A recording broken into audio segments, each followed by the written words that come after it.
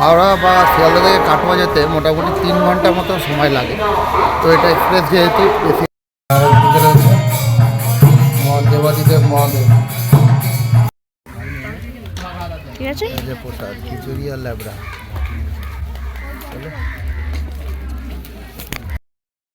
দেখতেই পাচ্ছেন এটা হলো ঢোকার এন্ট্রেন্স পথটা। এত বন্ধুরা, আমি শুভজিৎ, আজকে চললাম কাটোয়াতে সতীপীঠ দেখতে যাচ্ছি। তো ওই সতীপীঠগুলো পড়ে যাচ্ছে কাটোয়া জংশন, কিন্তু এইগুলো যাওয়ার জন্য হাওড়া শিয়ালদা থেকে প্রচুর কাটোয়া লোকাল রয়েছে। তো আমারও ইচ্ছে ছিল যে হাওড়া থেকে এই শিয়ালদা থেকে কাটোয়া জাঙ্গিপুর ধরে যাওয়ার, কিন্তু একটু ডিস্টার্ব হওয়ার জন্য আমি উঠতে পারিনি, লেট হয়ে গেছে যাওয়ার। তো সেই জন্য বাধ্য হয়ে এখন হাওড়া থেকে সকাল 7:50 বালুরঘাট লোকাল ধরে যাবো কাটোয়া। তো এটাতে আমার খরচাটা একটু বেশি পড়লো, তো চলো আর কিছু করার নেই, যেতে যখন হবে তার জন্য এখন এই বালুরঘাট হাওড়া বালুরঘাট লোকাল 13,063, এটাতে 150 টাকা আমার স্লিপারের টিকিট পড়লো। এই টিকিট ট্রেনে করে আমি এখন যাচ্ছি কাটোয়া। তো ঠান্ডা কিন্তু বেশ পড়েছে বাইরে, তো চলো যাওয়া যাক। ট্রেনটা LHB রেক নতুন, ট্রেনটা ভালোই যাবে আশা করছি। আর এটা ব্যান্ডেল, তারপরে কাটোয়া নবদ্বীপ হয়ে যাবে, এটা কিন্তু যাচ্ছে বালুরঘাট। তো চলো যাওয়া যাক, ট্রেনে উঠে কথা হচ্ছে তোমাদের সাথে। মোটামুটি 3-4 মিনিট লেট করে হাওড়া থেকে ছাড়লো। বাইরে বিশাল ঠান্ডা।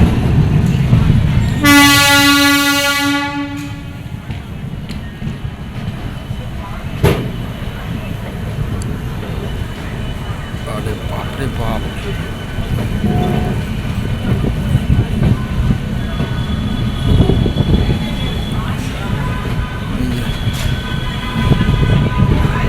সূর্য মামা দেখা দিয়েছে, তাও ঠান্ডা কিন্তু ভালোই লাগছে।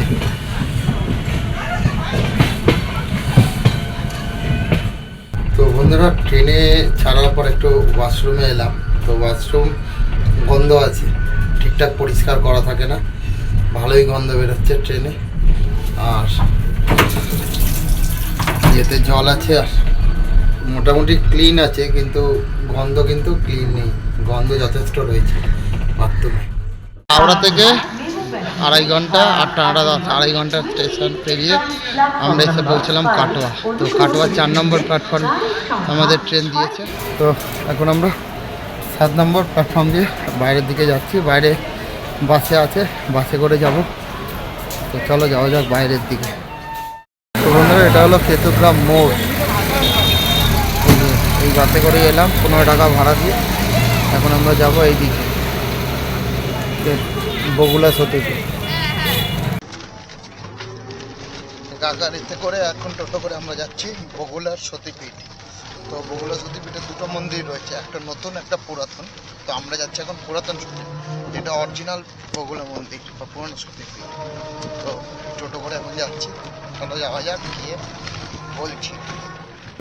এসে গেছে এখন বগুলা সতীপীঠ। তো এটা পুরানো মন্দির। বগুলা সতীপীঠ অ্যাকচুয়ালি এখানে কিন্তু দুটো মন্দির রয়েছে, একটা হলো নতুন, একটা হলো পুরাতন। তো পুরাতনটা আসছে কিন্তু 20 টাকা ভাড়া নেবে, আর নতুনটা 10 টাকা। তো একটা বাসের পাটাতন আছে ব্রিজ, সেটা পেরিয়ে, আর এই যে পিছনে যে মন্দির যেটা দেখছে, এটা অজয় নদীর একটা উপনদী, এখানকার লোকেরা বললোই সেটা। আর শক্তিপীঠ আর সতীপীঠ দুটো কালী মায়ের দুটো স্থান বলে, যেখানে সতীর অংশ অর্থাৎ ভগবান শিবের প্রথম স্ত্রী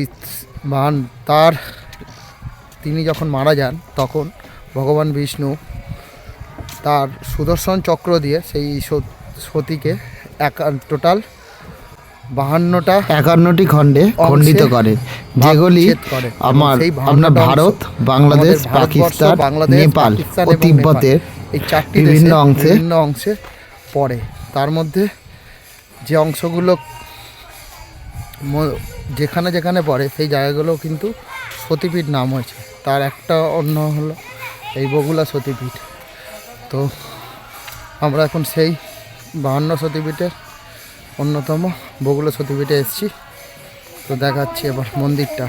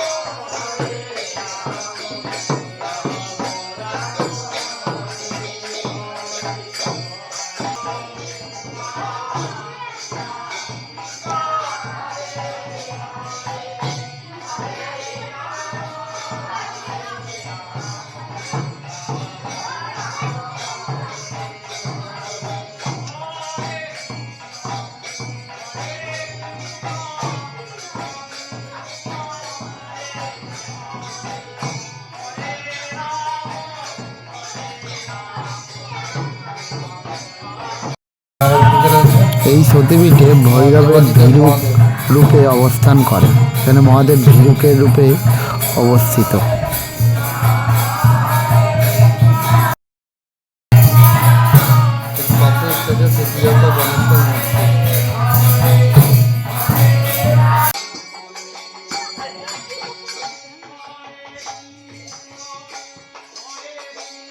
কলকাতা কোথাও বাড়ি তোমাদের?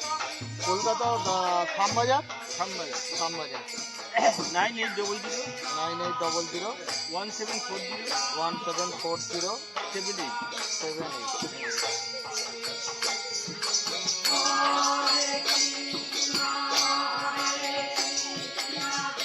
এখানে এমনি আসলে পরে ঘর গেস্ট হাউস আছে, থাকার ব্যবস্থা থাকার ব্যবস্থা আছে, গেস্ট হাউস আছে। কেমন কি করবে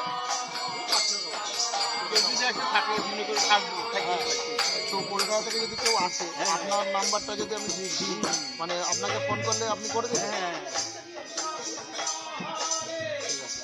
আমাকে ফোন করবি, আগের দিন ফোন করে যাবে, আগের দিন ফোন করতে হবে। ওই নাম্বারে যে নাম্বার আপনি বললেন ওইটা। তুমি গাড়ি নিয়ে এসছো না ট্রেনে? আমরা ট্রেনে দুজনে নাড়িতে হচ্ছে, দুজনেই এসেছি। ওদিকেও মেঘলা কলকাতায়। হ্যাঁ, কলকাতা খুব মেঘলা, শুনতে পাচ্ছি না কিছু, এত খুবই জানি ওই যে হাওড়া থেকে যখন আসছি ট্রেনে, তখন একটু রোদ উঠলো, তারপর থেকে এই মেঘলাই। আপনার নামটা? আমার নাম রামানন্দ ব্রহ্মচারী। রামানন্দ ব্রহ্মচারী।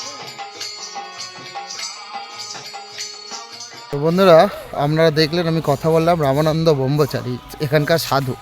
ওনার সাথে কথা বলে দেখলাম যে উনি বললেন যে এখানকার যে ঠাকুর পূজিত হন, মা কিন্তু এখানে দুর্গা রূপে পূজিত হন। আর এখানে অষ্টমী নবমীর দিন বোধন হয় মায়ের। আর দ্বিতীয় যেটা হলো, সেটা হলো যদি এখানে আপনারা এসে থাকতে চান তো থাকার ব্যবস্থাও আছে। স্ক্রিনে আমি ওনার নাম্বারটা দিয়ে দিচ্ছি, আপনারা ওনার সাথে আসার আগের দিন কথা বলে নেবেন। 500 টাকা মতো ভাড়া এবং খাওয়া দাওয়ার ব্যবস্থাও কিন্তু উনি করে দেবেন। তো আমি স্ক্রিনে নাম্বারটা দিচ্ছি, রামানন্দ ব্রহ্মচারী ওনার নাম, এবং ওনার সাথে যোগাযোগ করে নিলে আগের দিন যদি ফোন করে নেন তো উনি কিন্তু সমস্ত কিছু ব্যবস্থা করে নেবেন। তো চলুন এবার যাওয়া যাক বগুলা মায়ের নতুন যে মন্দিরটা সেইটা দেখতে। তো এটা হলো পুরাতন মন্দির, এটা অ্যাকচুয়ালি পুরাতন বা আদি মন্দির। এখন আমরা যাব নতুন যে মন্দির সেটা দেখতে। তো চলুন যাওয়া যাক, সামনে আছে ওই নতুন মন্দির দেখতে। ওটার দিকে কি মনে হচ্ছে এখন দুপুর 12টা বাজে, এখন টাইম কিন্তু দুপুর 12টাই বাজতে চললো। ওয়েদার কিন্তু বাজে মোটামুটি 5টা সাড়ে 5টা বাজে। আমাদের আবহাওয়ার যে অবস্থা, আমার পিছনে দেখো, এগুলো কিন্তু নতুন ঘাস। তো যেটা বলার জন্য আসা, তো সেটা হলো যে এই বহুলা সতীপীঠ এটা হলো সতী মায়ের বাম বাহু পড়েছিল এখানে কিন্তু বাম বাহু পড়েছিল। তো এটা তো পুরাতন মন্দির দেখালাম। তো এখন হেঁটে হেঁটে আমরা যাচ্ছি সামনের নতুন মন্দিরটা দেখতে, যেটা কিন্তু প্রায় 100 বছর আগে তৈরি হয়েছিল। এটা কিন্তু বহু পুরানো মন্দির। তো চলো যাওয়া যাক সামনের মন্দিরটাতে।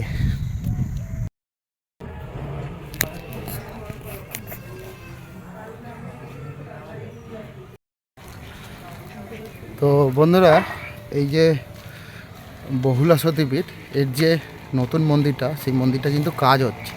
তার জন্য ভেতরে যে মূর্তি রয়েছে, সেই মূর্তিকে অন্য জায়গায় এখানকার ঠাকুরমশাইরা স্থাপন করেছে। শুধু আমি ছবিটাই দেখালাম, বাইরে থেকেই দেখালাম, এটা ভেতরে পুরো মন্দিরটা অ্যাকচুয়ালি এটা নয়, সেই মন্দিরটার কাজ হচ্ছে বলে এটা কিন্তু স্থান কিন্তু বদলাবে। তো চলো এখন যাওয়া যাক, সামনে বাস স্ট্যান্ড যাচ্ছি, বাস স্ট্যান্ডে গিয়ে আমরা এখন যাব অট্টহাস সতীপীঠ। তো আজকে দুটো সতীপীঠ আমরা একদিনে কভার করব। তো কেতুগ্রাম মোড় থেকে আবার বাস নিয়ে আবার আমরা এগোচ্ছি সামনের দিকে নিউল বাস স্ট্যান্ডের উদ্দেশ্যে, যেখান থেকেই আমরা যাব এবার অট্টহাস সতীপীঠ। তো বন্ধুরা এই হলো এই বাস, এই বাসে করেই আমরা কিন্তু যাচ্ছি। তো বন্ধুরা অট্টহাস এই কেতুগ্রাম বাস স্ট্যান্ড থেকে আমরা আবার বাস ধরে দুটো স্টপেজ পেরিয়ে এলাম নিরল বাস স্ট্যান্ড। এখান থেকে টোটো করে আমরা এখন যাব অট্টহাস মন্দির। চলো যাওয়া যাবে এই টোটোর মাধ্যমে। ঠিক আছে, আমরা অট্টহাস সতীপীঠ ঢুকতেই মহাদেবের এই একটা বিরাট মূর্তি, বিভিন্ন পুজোর ডালা রয়েছে, এই যে দাদারা দাঁড়িয়ে আছে।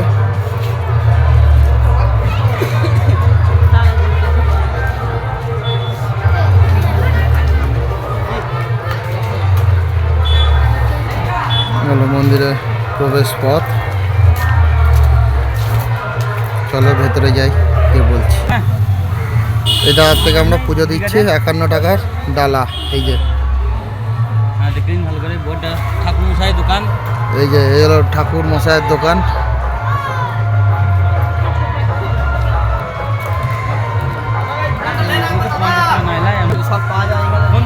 এই আরেকটা দোকান আছে এখানে, এই যে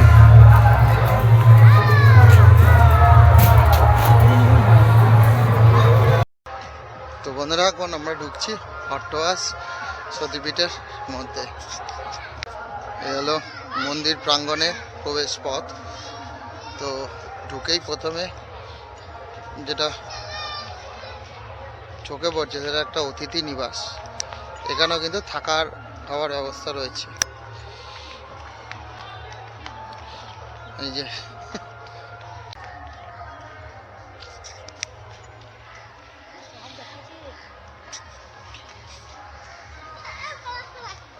হলো মন্দিরের প্রবেশ পথ।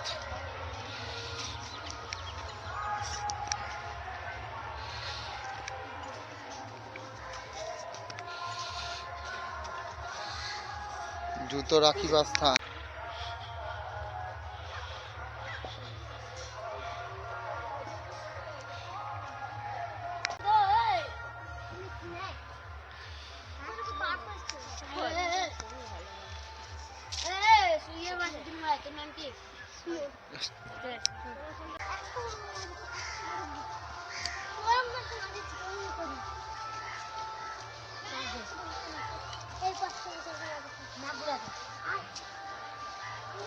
তো এখন আমরা মন্দির প্রাঙ্গণে ঢুকলাম। এখানে মহাদেব মূর্তি,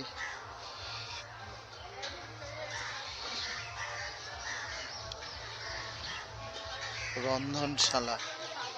ঢুকেই প্রথমেই চোখে পড়ছে এটা হলো রন্ধনশালা। এখানে মনে হয় রান্না টান্না হয়। এই যে এখানে রান্না হচ্ছে ভোগ প্রসাদ।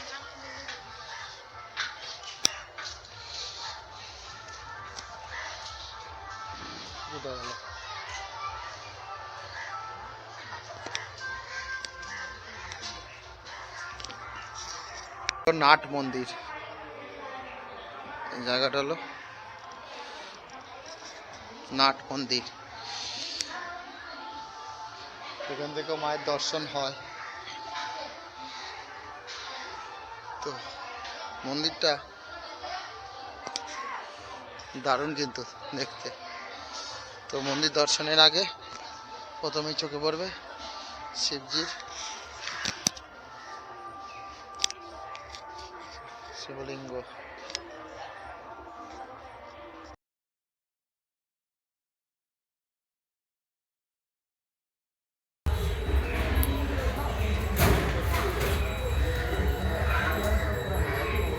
এই যে এদিকে বন্ধুরা, এই ডান দিকে যেটা দেখতে পাচ্ছে সোজা, এখানেই হলো ভোগের টোকেন দেয়, 50 টাকা করে ভোগের টোকেন।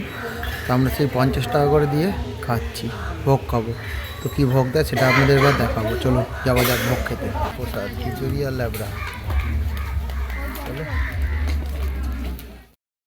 খাবার খেলাম এখানে ভোগের প্রসাদ, 50 টাকায় খিচুড়ি, ল্যাবড়া, ভাত, একটা তরকারি, একটা সবজির টক আর বোঁদে। তো খাবার খুব ভালো, ভোগের প্রসাদ কোনো দিনই খারাপ হয় না, যেখানেই করো যাই খারো যাই রান্না করো, ভোগ ভোগ। তো খাবার খুব সুন্দর, খেলাম, পেট ভরেই খাওয়ালাম। তো এবার অট্টহাস মন্দিরে ঢোকার আগেই একটা মানে ছোট্ট গলি মতো ঢুকে গেছে, যেটা হলো বনে যাচ্ছে। তো সেই বনের দিকে এখন যাচ্ছি। তো পিছনে পুরো বন। আর আরেকটা তত্ত্ব জানিয়ে রাখি, সেটা হলো এখন শীতকাল যেহেতু, তো অনেকেই আসো পিকনিক করতে। তো অট্টহাস মন্দিরের পাশে দেখছি ওখানে অনেক পিকনিক পার্টি এসছে, পিকনিক কিন্তু করছে। তো এখানে যদি জানা সম্ভব হয় যে কত কী নেয় সেটা আমি জানাবো। আর কি জানানো, ও হ্যাঁ, তো এখানে আসবো কী করে, অট্টহাস বা বহুলা সতীপীঠ দুটোই কিন্তু পর মানে 10 মিনিট অন্তর দুটো স্টপেজে কিন্তু কেতুগ্রাম আর নিরোল দুটো বাস স্ট্যান্ডে নামলে কিন্তু প্রথমে পড়বে কেতুগ্রাম বাস স্ট্যান্ড, তারপরে পড়বে নিরোল বাস স্ট্যান্ড। তো কাটোয়া বা স্টেশন থেকে এখানে আসতে মোটামুটি আধ ঘন্টা, একটা আধ ঘন্টা ধরো আর একটা 40 মিনিট, 10 মিনিটের হেরফের। ভাড়া প্রথমে পড়লো 15 টাকা।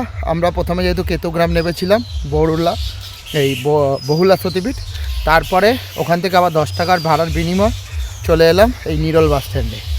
তো এইটা হলো কাটোয়া থেকে আসা আপ টু এই সতীপীঠগুলো। এরপরে যে দুটো আসছে, তোমরা কাটোয়া আসবে কী করে, কাটোয়া আসার জন্য কিন্তু বর্ধমান লাইন, বর্ধমান, শিয়ালদা এবং হাওড়া। শিয়ালদা থেকে কিন্তু দুটোই মাত্র ট্রেন আছে, সকালবেলা কাটোয়া লোকাল, জাঙ্গিপুর লোকাল। আর হাওড়া থেকে অহরহ ট্রেন আছে, প্রচুর ট্রেন পাবে। আর আজকে আমার সাথে একটা অদ্ভুত জিনিস হলো, সেটা আমি শেয়ার করে রাখি। আমার আজকে শিয়ালদা থেকে আসার কথা ছিল, কিন্তু ট্রেনটা মিস হয়ে যায় একটা কারণে। তো সেই জন্য আমাকে বাই রুট হাওড়া থেকে বালুরঘাট এক্সপ্রেসের টিকিট বুক করতে হয়। তো সেই টিকিটটা বুক করাতে আমি স্লিপারে একটা টিকিট পাই 150 টাকা দিয়ে বুক করি। যদি কেউ আমাকে চেস করতে চায় অবভিয়াসলি আমি টিকিটে দেখাবো।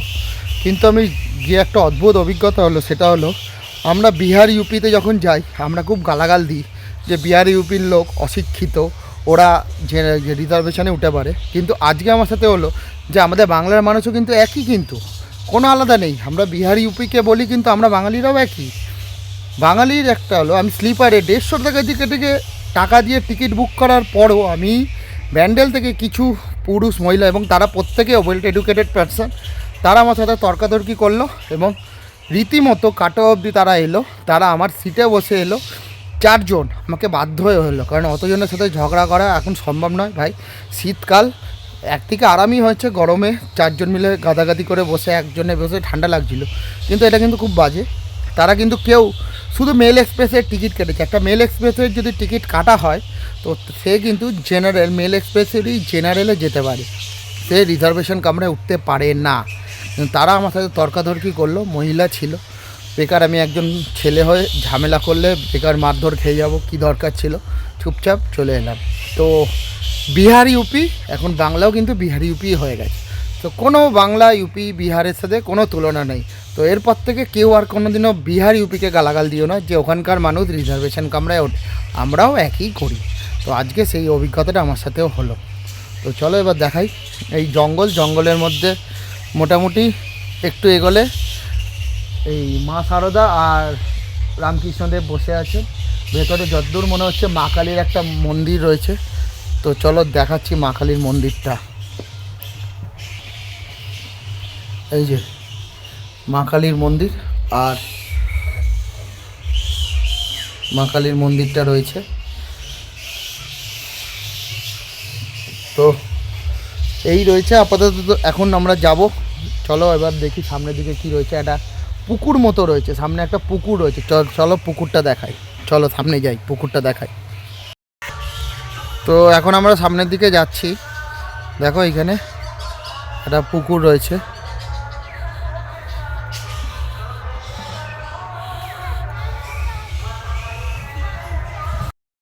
এই যে পঞ্চমুণ্ডী আসন।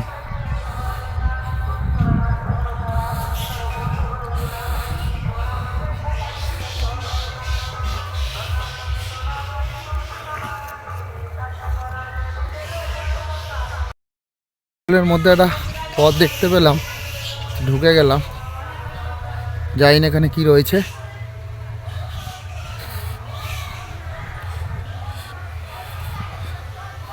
তো মনে হচ্ছে বাইরে যাওয়ার পথ।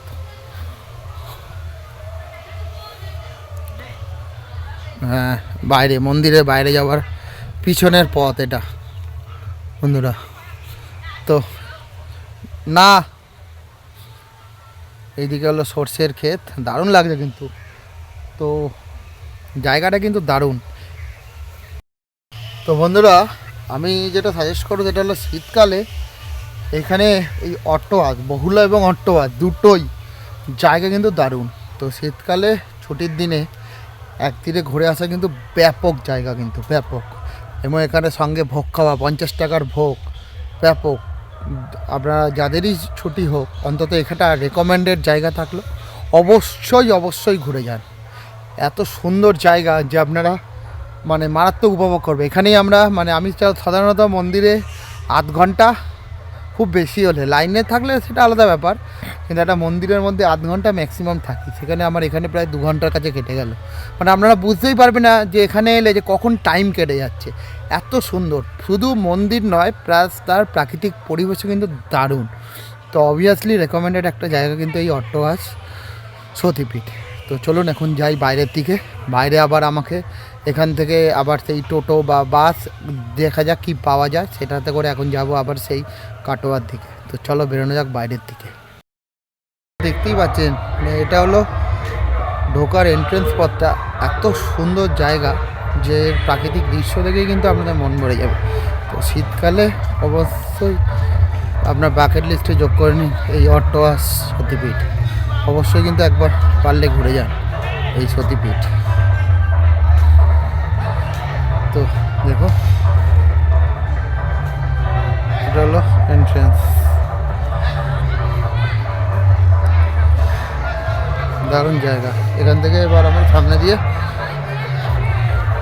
যাব বাস, বা দেখা যাক কী পাওয়া যায়, টোটো করে যাব স্টেশন নিরোল বাস স্ট্যান্ড। ওখান থেকে আবার বাসে ধরে কাটোয়া।